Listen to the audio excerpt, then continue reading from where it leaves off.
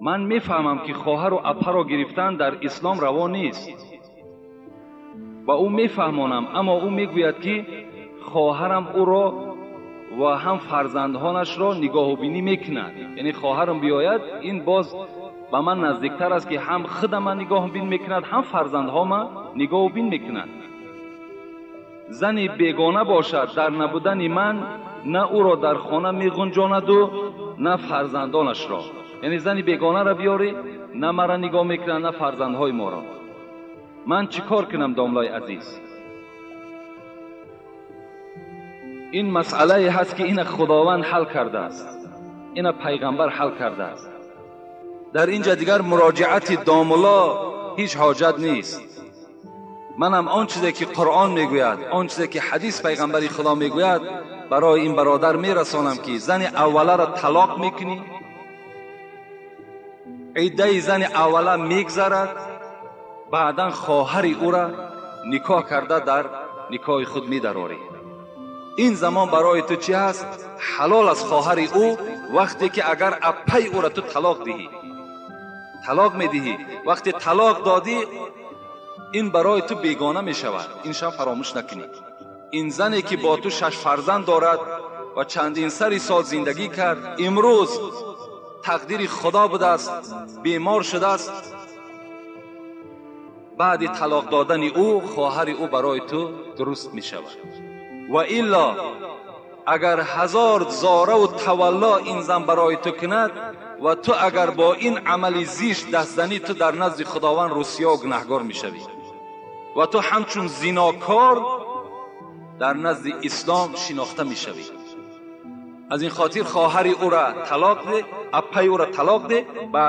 بعد گذشتن عده او، یعنی بعد گذشتن 3 حیض، می توانی که خواهر او را در نکاح خود درآوری و مرحمت. اپش نگاه میکند، خواهرش نگاه میکند، اون کاری وی است. داملای محترم، دویم سوال دادن. من 1.5 سال در روسیه برای کار رفته بودم.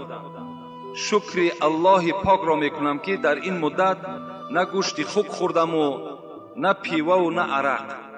روزهای بدین باور داشته با ما در هر باره بحث و مناظره میکردند و من با قدر سوادم به آنها جواب میدادم. اما وقتی که از من پرسیدند که برای چی اسلام گوشت خوک را حرام حکم کرده است، ندانستم که به آنها چی گویم. اگر شما با این سوال جواب میگفتید، از شما نهایت سپاسگزار میبودم و از الله پاک سربلندی شما را خواهان هستم.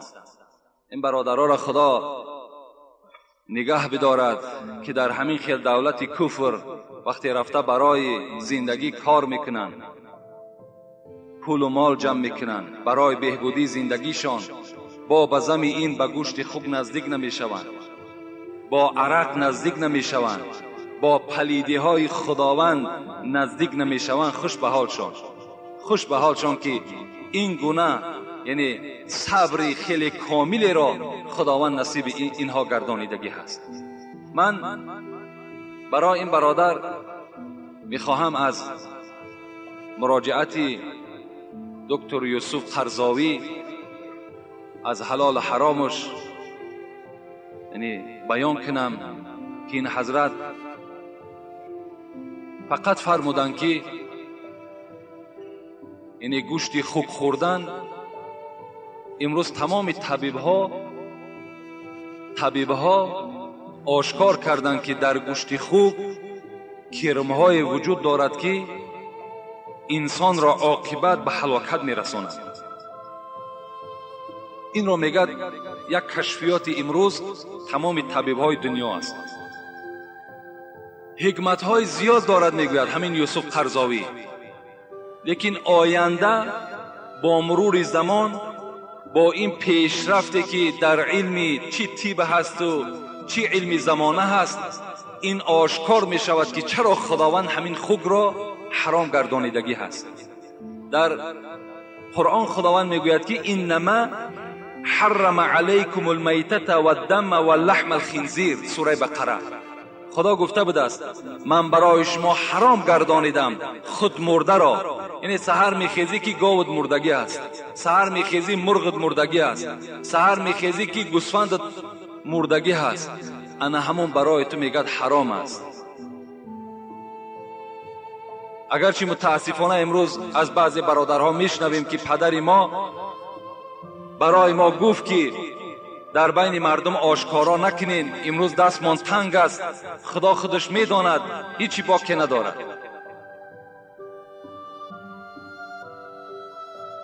و دویم خداوند گفته بود است خون را برای شما، خونی که از مک میپرد، این را هم برای شما حرام گردانیدم. و سوم چیزی که خدا حرام گردانیده است این گوشت خوک است که برای شما خوردن گوشت خوک را حرام گردانیدم. حتی که در سنن ابو داود روایت حدیث از پیغمبر خدا هست که ان الله لم یجعل شفاءکم فیما حرم علیکم، خداوند در آن چیزی که حرام گفتگی هست شفای شما در او موجود نیست. حتی در گوشت خوک گفت از خداوند هیچ شفا وجود ندارد. اگر شما عقیده داشته باشین که گوشت خوک گرم است و برای خنکی شما را دفع و دور میکند، گوشت گوسفند هم گرم است، گوشت مرغ هم گرم است، عسل هم گرم است، همه اینها گرمی دارند. امروز خدا را شکر که طب ما پیش رفتگی است، مرحمت در دکترها مراجعت کنین، اینا برای ما و شما درست هستند. نه گوشت خوک، نه گوشت خرس، نه روغن خرس، نه گوشت صغر، نه گوشت سگ که امروز اکثر کسلی ها استفاده میکنند. فقط از حلال کرده های خدا استفاده کنید، انشاءالله شما شفا میابید. و دیگر یوسف قرضاوی بسیار یک سخن خوبم گفتن که در تجربه حیات دیدیم که کسی که گوشت خوک میخورد وای ناموس ندارد، وای غیرت ایمانی ندارد. حتی گفته است نظر کنیم به دنیای غرب که آنها که گوشت خوک میخورند از پیشش از دست زنش میگیرند و با او رقص و بازی میکنند، برده شبها استفاده میکنند، میارن با در دست شوهرش میتن. کنی ناموسشان؟ یعنی ناموس ایمانی، غیرت ایمانی از آدم دور میشید از وقتی که اگر گوشت خوک میخورده است. السلام علیکم داملای شیرین سخن، با این سوال ما با پررگی جوابش را گردانید. کلینی که دست و پای خسورش را یا پشتش را شک کرد یا مالد درست است یا نه؟ کلین این فرزند همون خاندان است، فرزند مثال همون خسر حساب میخورد، این محرم است برای خسرش. از این خاطر اگر از همه ده خدمت کننده برای خسر باید که زنش باشد. یعنی زنش هر یک طبابت و دوایی که مرد میخواهد که در بدن خودش استفاده کند باید که زنش استفاده کند. اگر زنش به توفیق باشد، زنش اگر فرمان شوهر به جا نمی آوردگی باشد، این صورت به فرزنداش مراجعت کند، فرزندهاش بهتر است.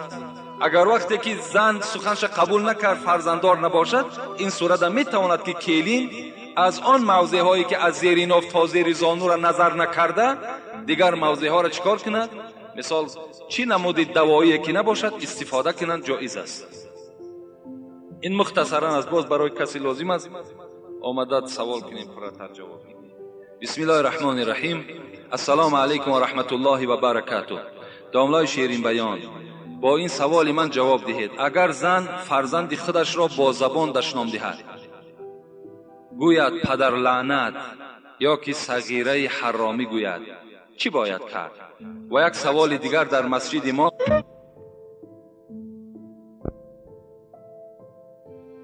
پیشه پیشین هر روز جنجال می شود. می گویند که در این وقت یعنی ساعت 12:40 یگان نماز خواندن درست نیست. موی سفیدها بعضی اشان می خوانند و بعضی اشان نمی خوانند. می گویند که نماز آنها درست نیست. در این وقت تحیه مسجد خوانیم یا نخوانیم؟ از نام یک گروه جوانانی که مخلص دائمی تو هستیم و جوابش را انتظاریم. برای تهیه مسجد خواندن اگر وقتی زوال نباشد، امروز اکثر داملا با این اتفاقند که از 12 تا 12:40 شما هیچ گونه نماز نخوانید. اگر چند وقتی خیلی زیاد اختیارم کرده باشند، برای احتیاط است که وقتی زوال باشد، در حالت زوال نماز خواندن نزد مذهب ابو حنیفه مکروه است، کراهیت است. از این خاطر در این حالت ها ما و شما نماز نخواندن ما بهتر است. بعد از 12:40 اون جانب مرحمت اولین وظیفه آدمی که داخل مسجد می شود این است که 2 رکعت تحیه مسجد ادا کند. خب و امر معروف که باشد تحیه مسجد ترک می شود، زیرا تحیه مسجد خواندن این امر مستحب است. یعنی یک امری هست که شما به خواندنش ثواب، به نخواندنش گناهکار نمی شوید. لیکن امر معروف گوش کردن این فرض است، باید که امر معروف گوش انداختن در کار. یا ببینید حالت خطبه خواندنم گوش کردن خطبه واجب است. وقتی شما آمدین سنت های شما نخوانده باشد، سنت نخوانید بلکه به خطبه گوش کنید. و بعد خطبه انجام یافتن به فرض اقتدا کنید، دیگر سنت جمعه خوانده نمیشه نزد مذهب ابو حنیفه. و این زنی که فرزندهای خود دشنام میدهد، چه از پدر لعنت و چه از صغیره حرامی و دیگر خی این معلوم است.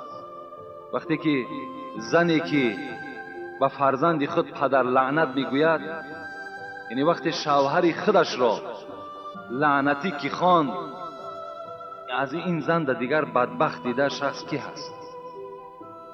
وقتی که مثال فرزند خودش را حرامی میگوید، یعنی که فرزند خودش را پدر لعنت میگوید، از این کلمه قبیح نیست، از این کلمه بد نیست.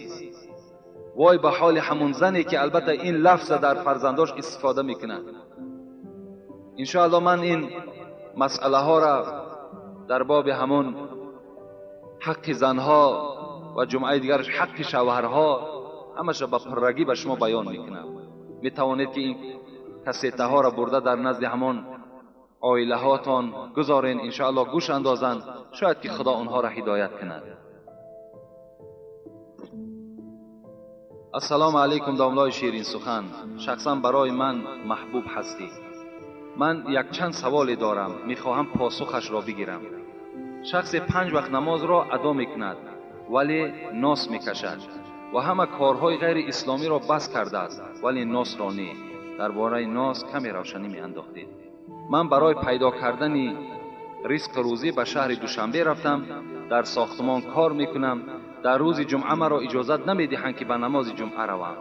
در این حالت من گناهکار میشوم یا نه؟ با احترام مخلص اشدی شما. اگر برادر ذره فرصت باشد برای ادا کردن نماز جمعه استفاده کنید.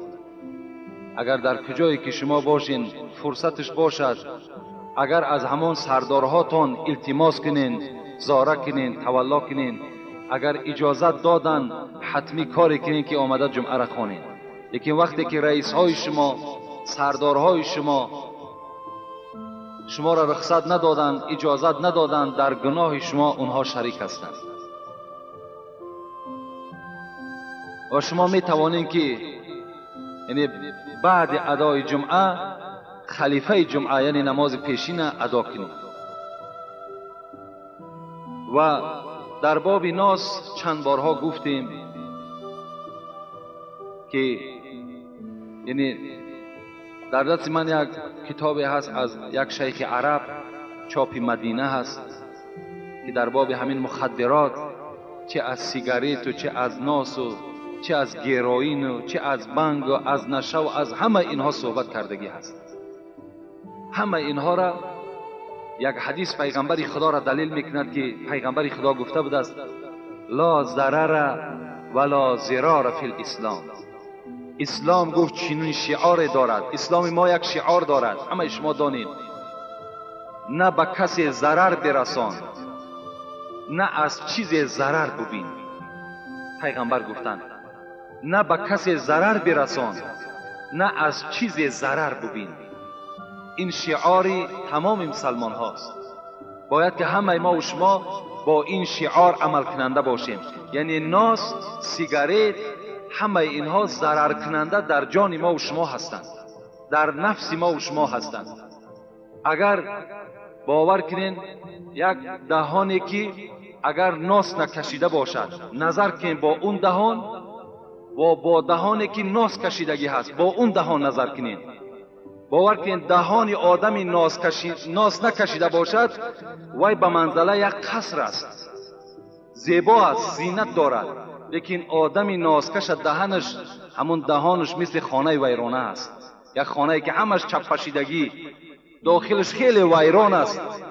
نظر کنین دندانهای او را نگاه کنین، باور کنین آدم رحمش میآید که این بیچاره چه مصیبت است که به سر خودش آورده است.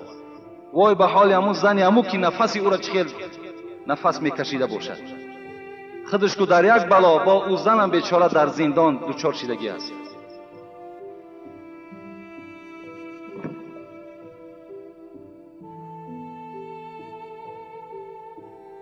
خداوند دنیا و آخرت ما و شما را آباد کند. داملای عزیز، من در سین 63 قدم ماندم.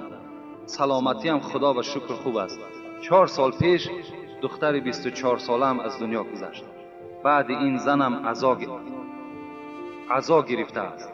از بر من دور خواب میکند. مدت 3-4 سال شده است که ما زنده جدا. از نگاه اسلام احوال من و زنم در قیامت چی میشده باشد؟ یا که من میخواهم که با اون نزدیک باشم، او میگریزد. یعنی بعد 24 ساله دخترش از دنیا گذشتن، این زن عزا گرفته است. عزاش با مقصدی که یعنی دیگر با شوهرش همخوابگی نمیکند و در پهلوی شوهرش نمی ایستد. 3-4 سال شده است که این احوال در این مرد دچار شده است. باور کنین در مصیبت آدم باید صبر کننده باشد. خداوند در قرآن میگوید که و بشر الصابرین الذین اذا اصابتهم مصیبه قالوا ان لله و انا الیه راجعون. خداوند میگوید بشارت ده آن کسانی را که بالای اونها مصیبت می آید و اونها میگویند که ما از خدا هستیم و به سوی خدا بازگشت داریم. این دختر اگر 24 ساله از دنیا گذشته باشد، این باید عبرت برای مادرش باشد که روز از روزها مادرش هم از دنیا میگذرد. و این احوالی که اون شوهر دوچار گردانیده است، با این احوال در نزد خدا چی جواب میگوید؟ حال من در قیامت میگوید چی میشود؟ حال تو در قیامت این است که در قیامت هم این زن از تو جدا هست.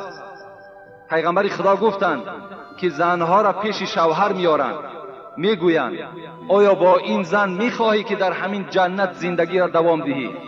اگر زنی نیکوکار باشد، اگر زنی نیکبخت باشد، اگر زنی باشد که با قدر شوهر میرسیدگی باشد، این مرد چی میگوید؟ البته میخواهم که در جنتم همراه این زن باشم. و این زن میگوید از حورهای جنتی دیده با زینتش زیباگیش زیادتر میشده است.